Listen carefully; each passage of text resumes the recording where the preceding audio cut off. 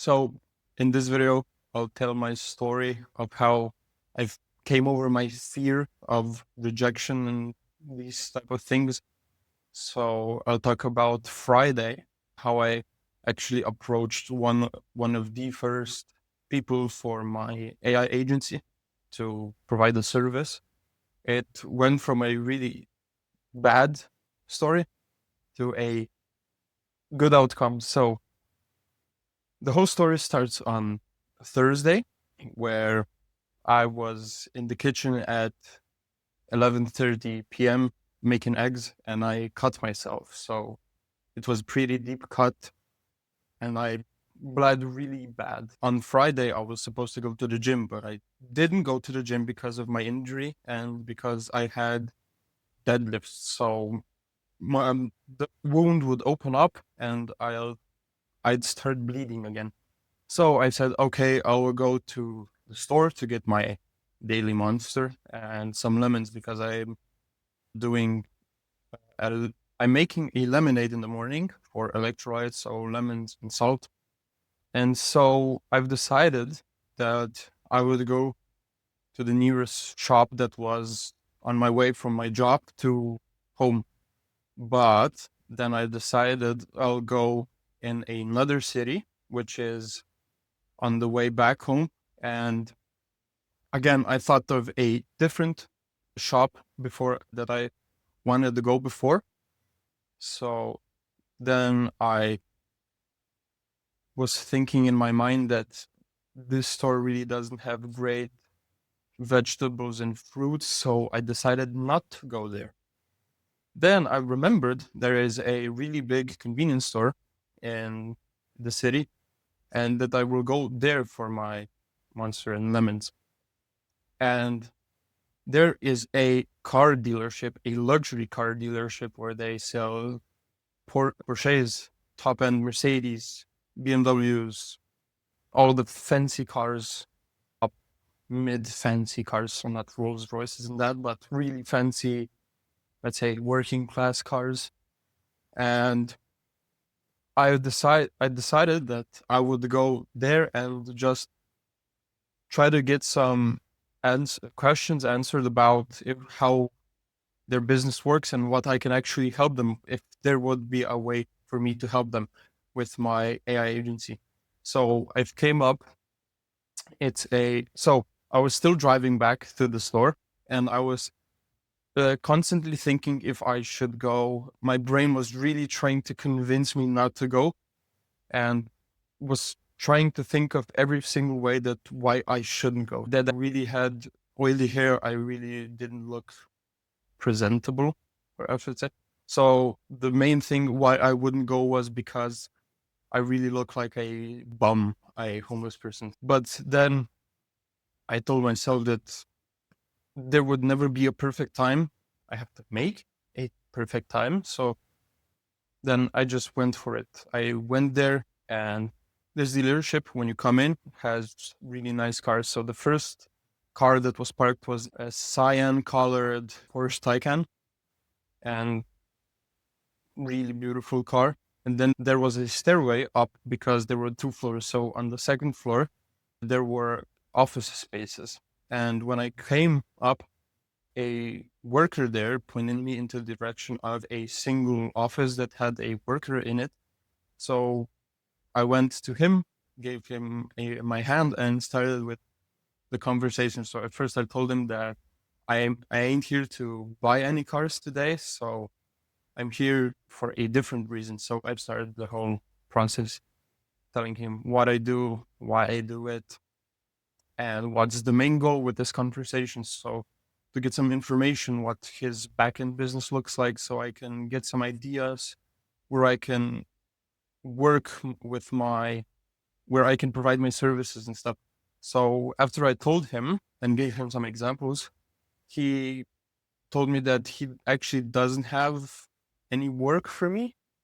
But then he remembered at that moment that he has a single really tedious task, which is getting pictures of cars and pasting his on the picture so he can before he even has it physically, the car, he can already sell it onwards. And that's the main thing.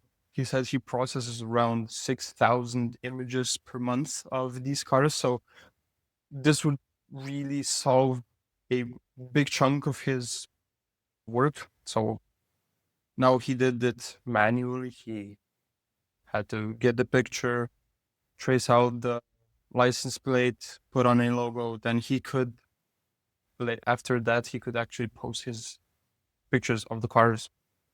So he says to me that he actually has some work, and if I could figure this out, how to make this whole automation for him, and he would be willing to pay me. So that was a great turn, because first I didn't want to go there.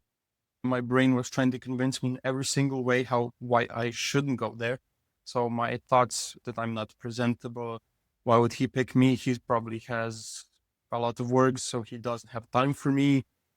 Just a lot of nuisance that actually wouldn't happen, or there was a chance of happening, but really low chances. He told me the whole problem that he has, and I didn't know shit about it. I didn't know how to do it. I had some ideas how I could do it with Runway, or yes, I pitched him Runway, which is a AI image generation, AI video generation. But then I figured out there was another software which uses, it connects a lot of other AI image generation models, Facebook, Meta's, Google's, everything. It's basically a marketplace. Then you write a prompt, put in an image, then it bills you based on usage. So around from 2 cents to 10 cents per image, which is not that much for a single image, but as you can remember, he said he processes around 6,000 images per month, which would be, if it were only 2 cents per picture, per image, it would be around $120, 120 euros per month. That wasn't really viable because that was out of his budget. So I had to figure another way, and I was searching for the solution for about 5 hours to find a actual software where I could call the API at a reasonable price. And then I found a website which was called Watermarkly, something like that. I can't remember specifically. So yeah, it has a free software, free API that you can use. You only have to pay the Amazon Web Service fee, which is 1 cent per call. So that would be 1 cent per picture, which would be 60 euros per month. And that was within his budget. So I was really happy to actually find a solution. But then I had a problem with the web service, which I fixed later in the morning at 4 a.m. I was really up early. So back to the beginning where we were talking in his office. So I was flat out lying. Yeah, I was telling him I could do it without a problem. I will find a solution. I'll make him this workflow. I'll send him a Loom video. And remember, I didn't know shit about anything. I really went in not knowing anything, with a blank mind, hoping for the best. I was hoping for him to just tell me what kind of problems he has so I can fix them. But I ended up even in a better position. So after the whole conversation, he said that if I'd charged him 5,000 euros, he'd say, basically with nice words, he told me to fuck off. But then he said, but for 500, we can do that. He actually set his own price, which, okay, it's not the best for him to put a price, but it's way better than zero, which I was expecting at the beginning. Then if he pays me 500, I would complete two of these second quarter goals, which is get to 1K revenue this year and get my first paying client of this year. As you can remember, the first quarter and a half, I was doing drop shipping. So I actually got this customer in, let's say, a month of starting AI automations, not after I started looking for clients, but actually from the day that I've started, when I figured out about this whole space, AI automation space.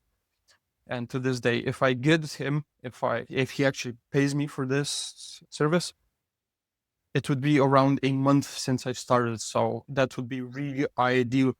And I would go past my 1K goal because right now I only need about 250 euros. I don't know if you can see the whiteboard back there, but I have it all written down there. And I was really shocked that he would actually pay me because I hadn't had a interaction or chance to do something for someone where they would pay me, because I figured out that doing free stuff for people is really not the way to go, because they aren't into it as much as if they would put some money up front and then actually there was some money on the line that they would have to pay me and they would actually get something from it. So that's the one thing. And like I said, he said 500. I was really actually surprised. I took the offer. I said with full confidence, I'll make it for you. Remember, I didn't know nothing about it, how to make it, what to use. I only knew that there probably is a software that I could use, but I was thinking in the way of AI, but that went out the window because image generation was shit and really overpriced for the budget that he had. So I had to skip all that and find a better new way, which in the end I actually did. So I got I was with him at his office at 5 p.m. So I went straight from work to there, and then I came home about at 6 p.m. So from 6 p.m. to 11 p.m., I was searching for the solution, and I actually found it, like I said. And then because I had to take my girlfriend to work at 5 a.m., I came back. So I had an hour of time that I could spend on this project before I went to the gym. So at 6 a.m., I went to the gym. And the project was basically complete with about 5 hours of work. Then I had to optimize the whole data input of the images. So that's just the optimization. So let's say around 6 to 8 hours it took me to create this. And if he actually pays me 500 euros, that would be, I think, around 83 euros per hour, which is actually, I think, 15 times what I actually get right now at my current job. And it's been 3 days since I sent the loom, so he actually got back to me today. He just told me that he didn't have time to look at it because he had a lot of work. He basically said he didn't have time because he had a lot of work. But I'm hoping he'll look at it very soon, today or tomorrow, and I could actually start implementing it into his business so I can get paid this month to reach the goals. And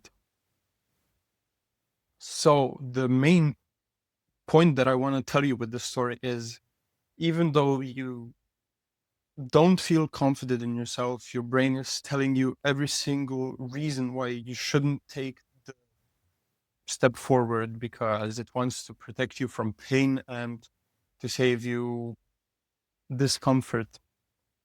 And your brain is really smart because it's the whole evolutionary reason why that is.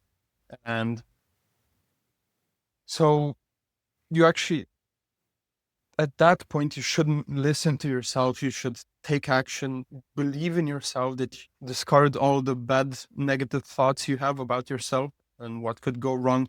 Just be really optimistic. Be so optimistic. It's basically delusional, and you'll succeed, because I felt this firsthand with, like I said, this Friday when I had this interaction. And from that day, I was confident enough in myself to actually go to two other business owners and talk to them, pitch them what I do, and both for rejections basically. One was a straight up no. One was a if he'll find something, he'll tell me, but there aren't clients. And I don't feel bad about myself getting rejected these two times, because now I know that it doesn't matter what I think about myself. It just matters that you take action. You make that step forward in your career, with your goals, with anything you do in life, when you're really scared of the outcome, even though on the outside it would look really a small problem or a small fear. I know how it feels for you, because I've been through that.